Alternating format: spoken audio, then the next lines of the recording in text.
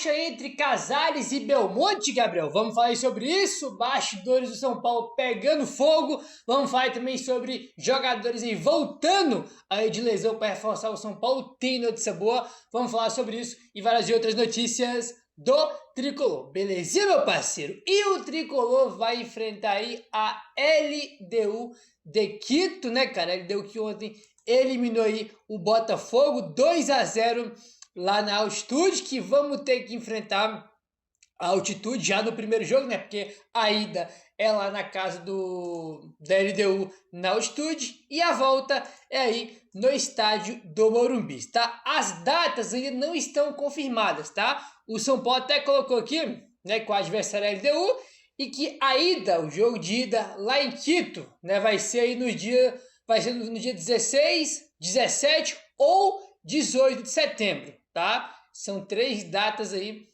base, agora tem que esperar a Conmebol definir. E o jogo de volta é dia 23, 24 ou 25 de setembro, né? A gente vai ter aí basicamente um mês até o confronto aí contra a LDU de Quito, jogo das quartas de final da competição. De um lado tá São Paulo e LDU, né? Botafogo, Palmeiras e Botafogo eliminado. Palmeiras e River Plate, né? E quem passar aí, né? Os dois que passar se enfrentam na semifinal, pode ter um São Paulo e River, um São Paulo e Palmeiras, já pensou? E do outro lado, né, a gente tem aí o Vélez contra o Racing e o Estudiantes contra o Flamengo, né? São aí os 4 jogos das quartas de final da Copa Libertadores da América, né, cara? Então chegou às quartas, São Paulo classificado, São Paulo e LDU. Eu vi muita gente me falando que preferia pegar o Botafogo. Cara, assim, cara, é complicado porque a questão da LDU, a LDU tem um bom time, tá? Tem bons jogadores, não é um time de bobeira, tem bons jogadores. E ainda tem a maior preocupação, que é o altitude. Jogar na altitude é um inferno, cara. Todo mundo que já jogou lá reclama. É um inferno jogar na altitude. Entendeu? O tempo de bola é diferente, a bola corre muito mais rápida, tem a questão, né, cara, da respiração, entendeu? Então, tipo assim, todo mundo que joga na altitude, né, cara, que vai jogar contra o LDU lá em Quito, reclama, porque é muito difícil jogar lá, é muito complicado jogar lá, irmão, tu vai jogar lá, os primeiros 15 minutos de jogo é bola para pra cá, é chute fora da área do meu campo, é uma loucura, sempre acontece isso, né? Eu achei um pouco do jogo ontem. Botafogo fez um jogo bizarro de ruim, terrível o jogo do Botafogo, né? Sabe o jogo que o Botafogo fez ontem? Qual o jogo que me lembrou? LDU e São Paulo na Sul-Americana de 2023. O São Paulo foi eliminado, lá perdeu por 2-1, né? A atuação do Botafogo ontem me lembrou muito a do São Paulo lá em 2023. O Botafogo perdeu 2-0. Aí, né, cara? A questão, rapaziada, o principal desafio, evidentemente, que é lá em Quito, trazer um bom resultado para o Morumbi. Outro ponto importante, São Paulo não pode, no jogo contra a LDU, ceder oportunidades e vacilar, né, contra a LDU, como aconteceu com o Atlético Nacional. Aí tu pode deixar, dar 2 pênaltis pro adversário. Não pode deixar, 2 bolas na trave, 2 pênaltis perdidos, como aconteceu contra o Atlético Nacional. Não é todo dia, irmão, que os 2 pênaltis é perdido, que as 2 bolas vai na trave. Entendeu? Então você pode fazer um jogo mais seguro e mais competitivo contra a LDU do que fez contra o Nacional. São Paulo demole lá, irmão, volta eliminado. Lá é de jeito. Entendeu? É o inferno jogar lá, principalmente no começo do jogo. Uma pressão bizarra. Entendeu? Bola parar de um lado, bola parar pro outro. É 300 chutes de fora da área.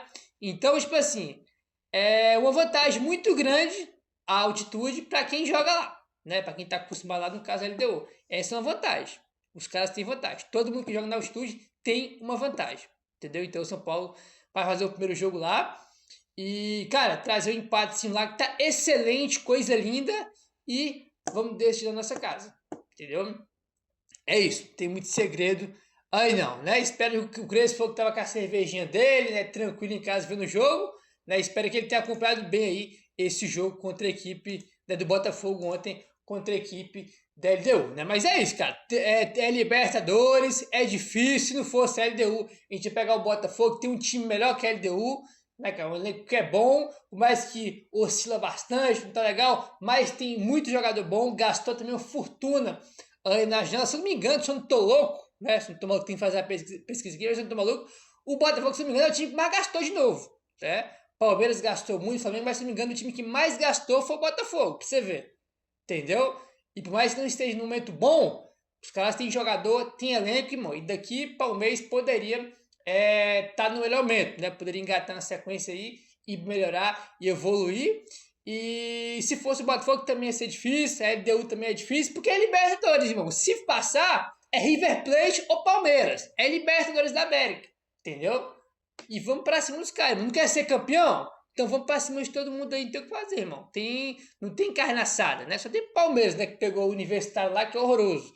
Né? Ali é uma carne assada das brabas. Vamos ver aí o que vai acontecer. Falando em, né, que eu falei que pode ser River Plate ou Palmeiras, Galopo foi expulso ontem, vocês viram? Galopo tava jogando ontem, né? Ele começou como titular do River Plate, tomou 2 amarelos, foi expulso, né, cara? E foi pros pênaltis. O River Plate foi pros pênaltis contra o Libertad. Libertad que tava no grupo do São Paulo. Libertad que é fraquíssimo, pelo menos, contra o São Paulo, né? Se mostrou ser um time muito fraco mesmo. E foi pros pênaltis ontem contra o River se classificou nos pênaltis, né, cara? Com o Galopo sendo expulso. Aí, o River é outro também, olha que joga mal pra caramba. Tem até alguns jogadores interessantes, né, cara? Tem o Nacho, aquele que jogou no Atlético Mineiro. Tem o Driussi. Tem o Borra, né, que já viu ótimos momentos no River Plate. Entendeu? Os caras têm uns jogadores interessantes lá. Tem o Acunha, que é lateral esquerdo, que foi campeão da Copa com a Argentina. Os caras têm vários jogadores bons lá, mas coletivamente o time dos caras não funciona. Aí não. E pode ser um adversário do São Paulo, né? Numa semifinal aí, quem sabe, tá? Vamos falar aí sobre a reapresentação do elenco do São Paulo ontem, tá? O São Paulo ganhou folga, né? Jogou terça, ganhou folga na quarta e ontem na quinta o time se reapresentou aí. O elenco do São Paulo se reapresentou no Cidade da Barra Funda na tarde desta quinta-feira, após a classificação para as quartas de final da Libertadores. São Paulo iniciou a preparação para o jogo contra o Galo, né, que acontece domingo aí no estádio do Morumbi, jogo válido pelo Campeonato Brasileiro. Vamos começar aí falando sobre alguns jogadores em específico, começar com o Wendel e Arboleda. O Wendel, que se recupera de uma lesão na região posterior da coxa esquerda, e a Arboleda, que teve uma lesão no músculo reto femoral da coxa esquerda, correram no gramado sob a supervisão da equipe de fisioterapia e seguem o seu cronograma de recuperação, tá? Os dois tiveram aí, né, começaram a correr no gramado. São Paulo até postou foto lá do treino e eles começaram já a correr no gramado aí com a fisioterapia, já dando mais um passo, mais um avanço nas suas recuperações. Tanto o Wendel quanto aí o Arboleda. Existe uma possibilidade do Wendel voltar contra o Galo. Vamos ver aí. Os jogadores que tiveram minutagem mais alta contra o Atlético Nacional na terça-feira fizeram um trabalho de recuperação muscular, com exercícios de mobilidade e força física, além também de trabalhos na piscina. Já os jogadores que não entraram em campo ou atuaram poucos minutos contra o Atlético Nacional realizaram um circuito de exercício de força. Na sequência, o Crespo e sua comissão técnica comandaram jogos em espaço reduzido, tá? Foram aí as atividades no CT da Barra Funda. Faltou falar do Caleri, né? O Caleri também, ó. Caleri realizou um trabalho na parte pela manhã. O argentino segue aí o seu cronograma de recuperação após cirurgia para reconstrução do ligamento cruzado anterior do joelho esquerdo, né? Hoje, sexta-feira, tem mais um treino, né? Treino sexta, treino sábado e domingo tem o Galo aí, jogo válido pelo Campeonato Brasileiro. Belezinha, meu parceiro? Vamos mudar de assunto aqui agora e vamos aí falar sobre... Porque temos mais notícias, né? Em relação já à questão do Casares, do Belmonte, envolvendo aí a eleição que vai ter no ano que vem. Gabriel, falar de política, meu filho, tem uma coisa, cara, que assim, o São Paulo dentro de campo, não só o São Paulo, é que a gente está falando do São Paulo, é o que importa. Todos os times dentro de campo, eles são reflexo do que é a gestão do clube, né? E política e gestão estão atrelados uma coisa na outra, entendeu? Não tem jeito aí. E tem que falar, porque a parte mais importante dos clubes de futebol é a gestão, né? Porque, repetindo, o campo reflete, irmão, o que é a gestão, entendeu? O Flamengo é o que é por causa da gestão. O Palmeiras é o que é por causa da gestão e o São Paulo é o que é por causa da gestão, entendeu? Não existe o time estar mal financeiramente, ser um caos político e o time tá coisa linda em campo. Não existe isso, irmão. É só olhar o Corinthians aí, por exemplo. O próprio São Paulo. Não existe isso. Então, uma coisa anda com a outra. Infelizmente, não existe dois mundos paralelos, né? Porra, crise política, crise financeira, o time tá voando. Não existe isso. Uma coisa anda com a outra, entendeu? Se politicamente a gestão do time tiver bem, se for uma gestão competente, cara, o time vai caminhar bem. Se não, irmão, não tem o que fazer. Então é por isso que é importante a gente falar desse tema aqui, muita gente querendo ou não, entendeu? Se a gente cobra que é time mais forte, que aqui diminui a dívida, que São Paulo aí se recupera financeiramente, a gente tem que falar disso aqui, não tem jeito, né? Tem que falar do futuro do São Paulo, que é o próximo presidente que vai ser eleito no fim do ano que vem, em 2026. Bom, vamos lá, rapaziada, tem que falar. É um assunto bem chato, é verdade, né? Mas não adianta a gente não falar, tá? Não falar. Vamos lá. Vou começar aqui com o seguinte. Existe já, né, algumas diferenças entre Casares e Belmonte, né? Um certo racha, podemos dizer assim, né? Não é uma briga, os caras se odeiam, é isso, é coisa política mesmo. Olha só, Globoesporte.com. O principal motivo do distanciamento político entre Casares e Belmonte foi uma mensagem enviada por engano no grupo de WhatsApp, que foi aquela mensagem, né, como é o nome do rapaz?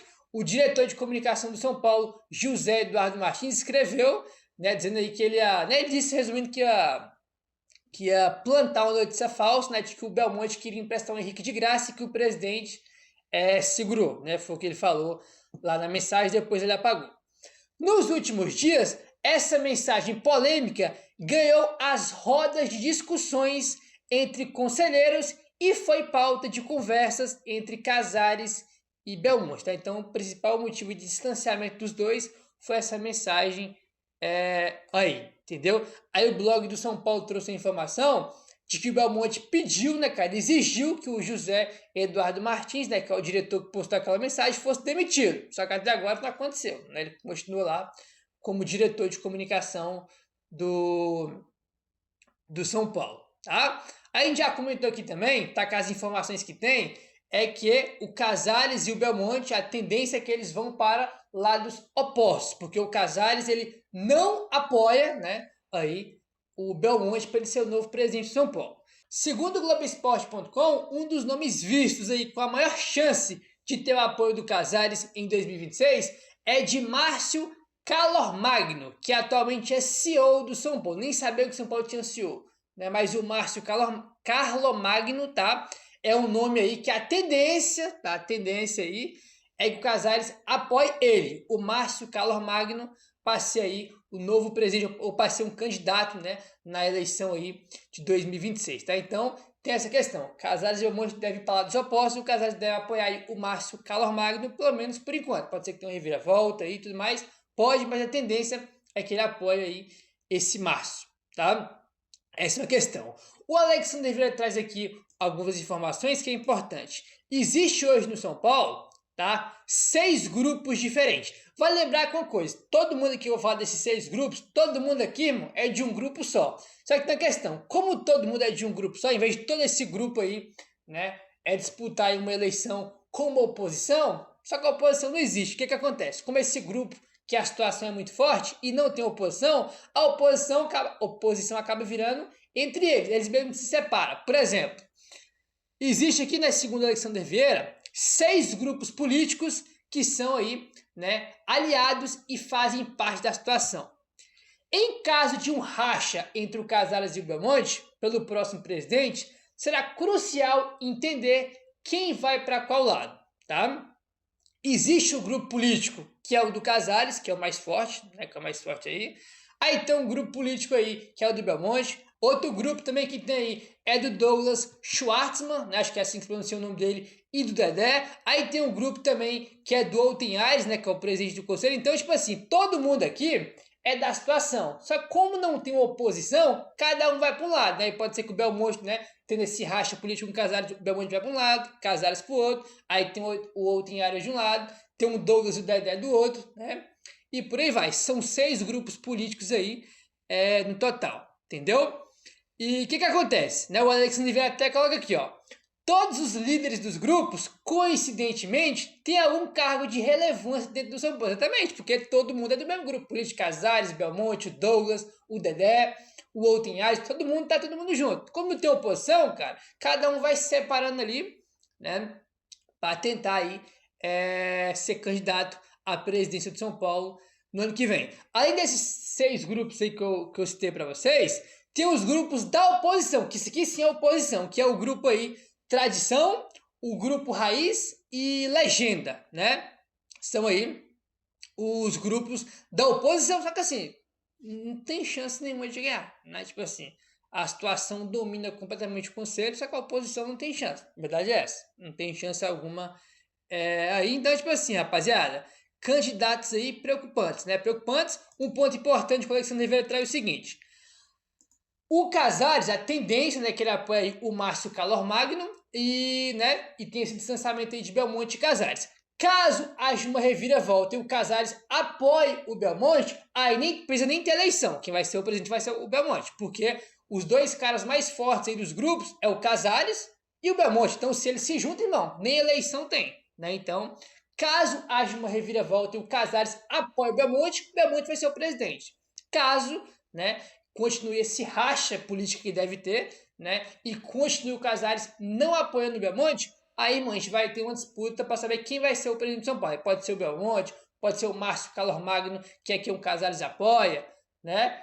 Enfim, cara, complicado isso aí, né? Todos os líderes dos grupos é muito preocupante. Por um lado tem o Márcio Calor Magno, que é quem o Casares apoia. Aí do outro tem o Belmonte. Aí do outro tem o Outinhas. Tipo assim, é um pior que o outro. A preocupação é bem grande, né? Então a situação muito complicada aí. Aquele negócio. Se correr o bicho pega, se ficar o bicho come. Mas tudo ruim, tudo complicado. Meu querido, se inscreve no canal, deixa o like, valeu, tamo junto e saudações tricolores.